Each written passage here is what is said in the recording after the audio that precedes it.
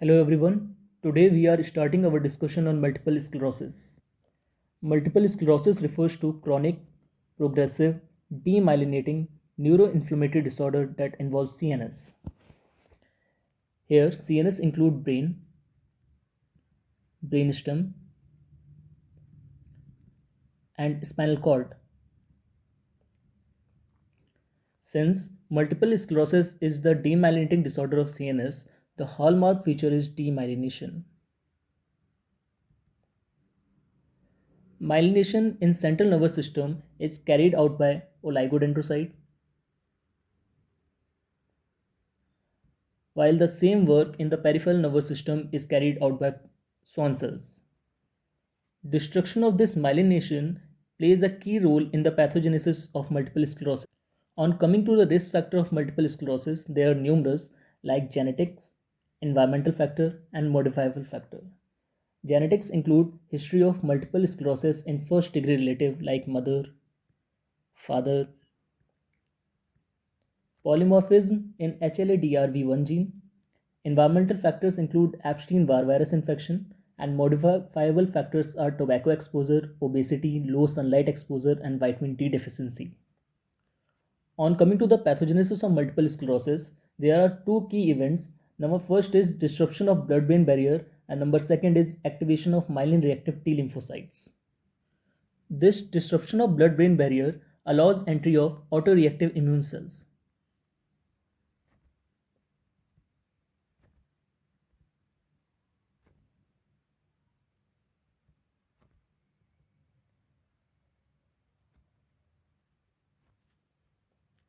This all results in a pro-inflammatory response.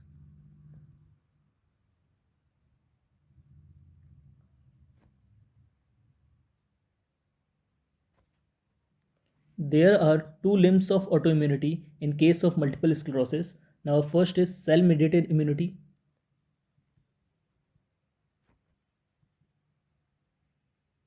And number second is humoral immunity.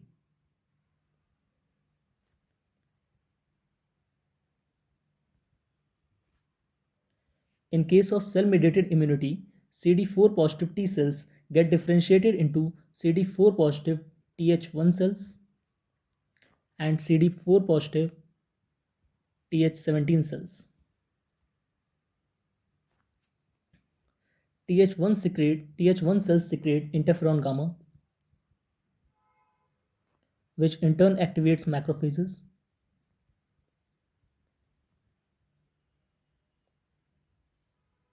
Macrophages in CNS are also known as macroglia, which secrete TNF alpha. Now Th17 cells, they secrete cytokine, mainly interleukin 17, which causes neutrophil monocyte chemotaxis.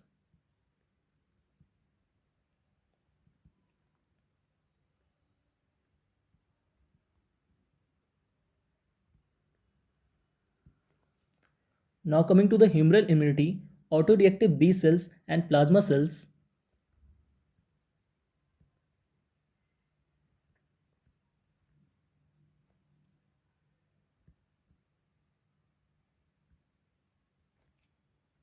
they secrete myelin reactive oligoclonal antibodies. Myelin specific oligoclonal antibodies.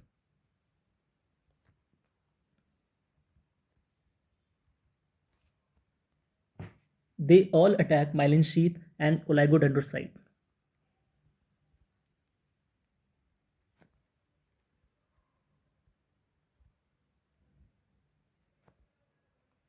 And this all results in demyelination.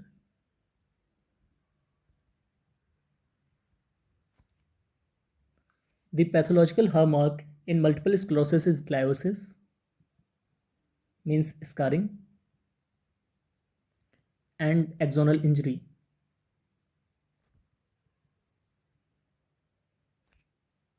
Thus, impulse transmission across the axon is hampered. This gliosis or scarring results in plaque formation at various sites in CNS. The classical sites are optic nerve, which results in visual symptoms,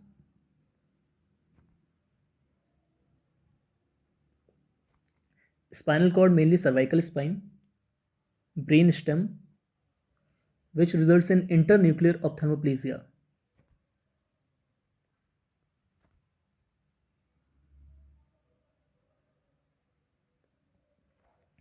Plaques in cerebellum results in ataxia and gait disturbances.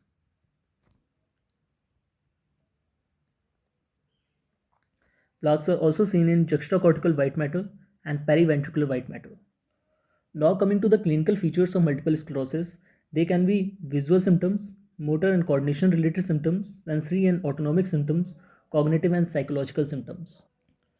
Now, first are visual symptoms, and the visual symptoms include internuclear ophthalmoplegia.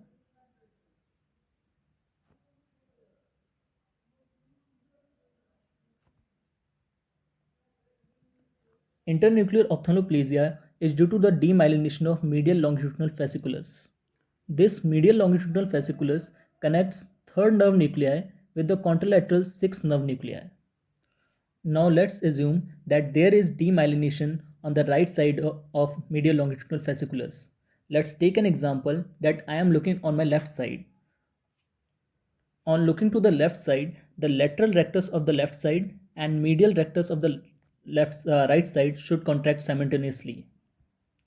However, if I will look on my right side, the medial rectus of the left eye will not contract, while the lateral rectus of the right eye will contract and will also show nystagmus.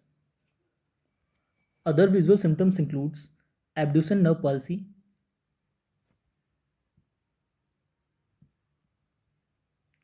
visual loss and blurring of vision,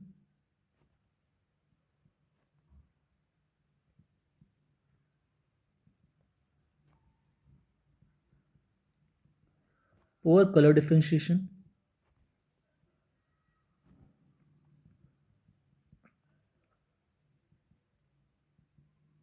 and relative afferent pupillary defect, which is also known as Marcus confusion. Motor and coordination related symptoms include paraparesis and signs of upper motor neuron lesion, which includes spasticity, reduced muscle power,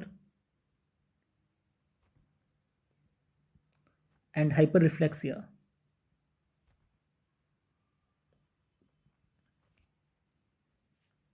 These upper motor neurons, they have an inhibitory effect on lower motor neurons. And these deep tender reflexes, they are controlled at the level of lower motor neuron. Whenever there is a lesion in upper motor neuron, the inhibitory action on lower motor neuron is lost, and these deep tendon reflexes, they are exaggerated, while the superficial reflexes, they are controlled at the level of upper motor neuron and they are completely lost in case of upper motor neuron lesion. Sensory and autonomic symptoms include paresthesia and pain,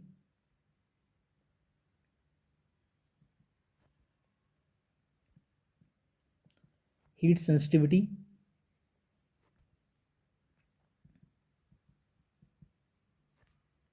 this heat sensitivity is also known as Utho phenomena.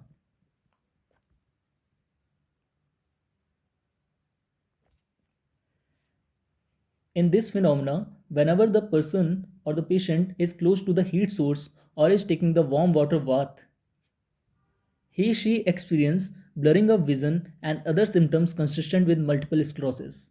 There is one more sign which is known as Lermite phenomena.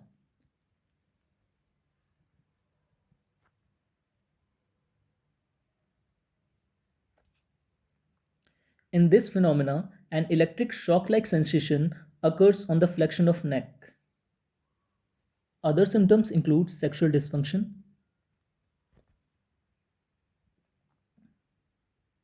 bladder and bowel dysfunction,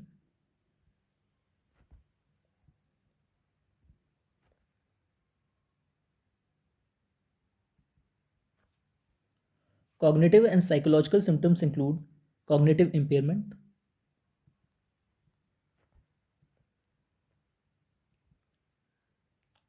depression,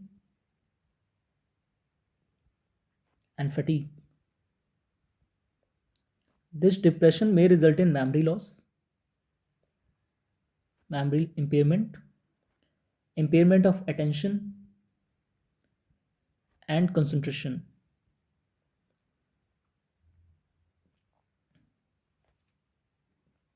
There is a variant of this disease, multiple sclerosis, known as neuromyelitis optica or Davick disease. In this case, this disease predominantly affects optic nerve and spinal cord and is characterized by the presence of IgG antibodies, IgG autoantibodies to aquaporin 4.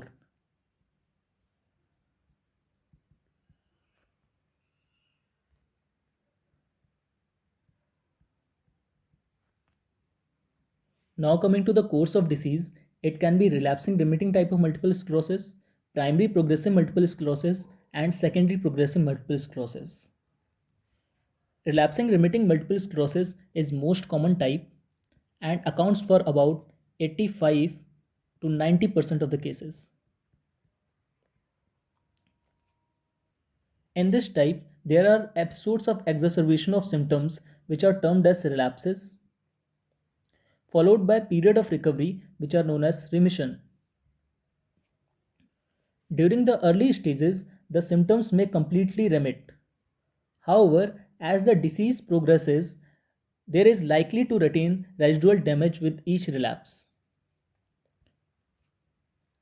This is due to the fact that in early stages of the disease, remyelination occur and thus the symptoms completely remit. However, as the disease progresses, in the later stage, remyelination does not occur and there is likely to retain some residual damage with each relapse. In case of primary progressive type of multiple sclerosis, there is sustained progression of disease severity from the onset.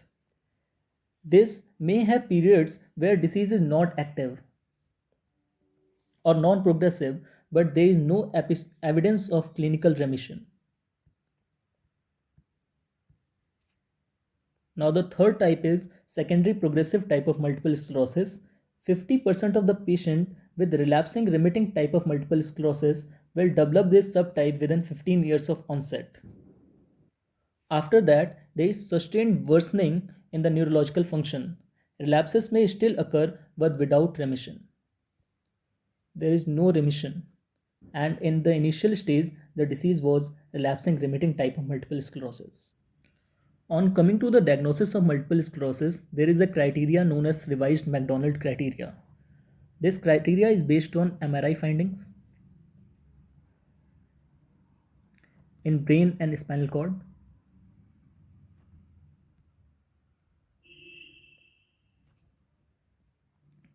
and clinical attacks.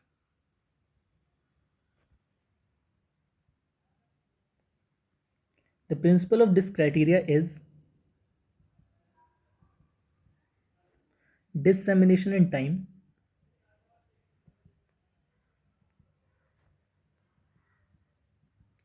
that is clinical attacks, and dissemination in space,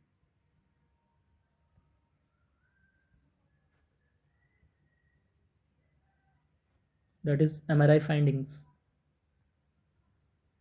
or lesions on MRI. Now the criteria is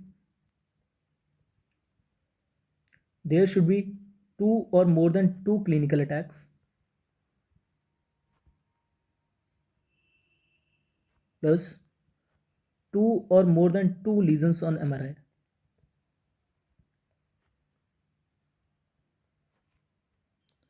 And for two clinical attacks to be called as separate attack, the time duration between the two attacks should be more than 30 days. Other test includes presence of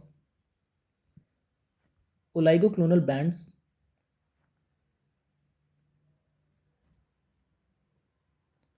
in CSF. In case of management of multiple sclerosis, initially we have to treat the relapse,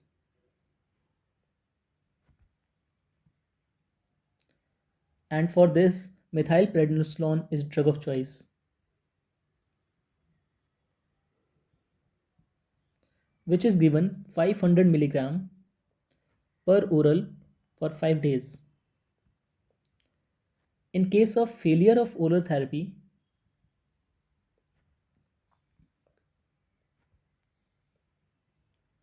methylprednisolone can be given 1 gram IV for 3 to 5 days. This will take care of acute attacks of multiple sclerosis. It is important to treat the symptoms that results from the disease process along with treating the disease process itself. These include exercise to maintain activity and strength,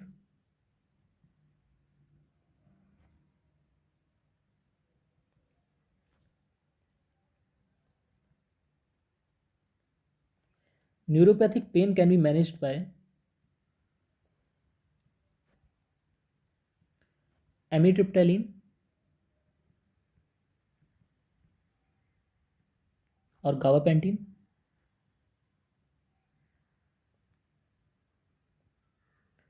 Depression can be managed by TCAs, tricyclic antidepressant, or SSRIs. For urge incontinence, anticholinergic medications like tolterodine or oxybutynin can be used.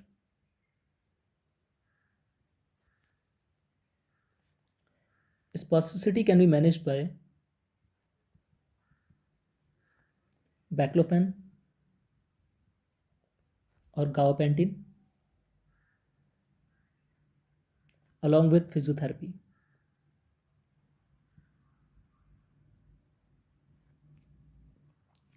Thank you very much for listening.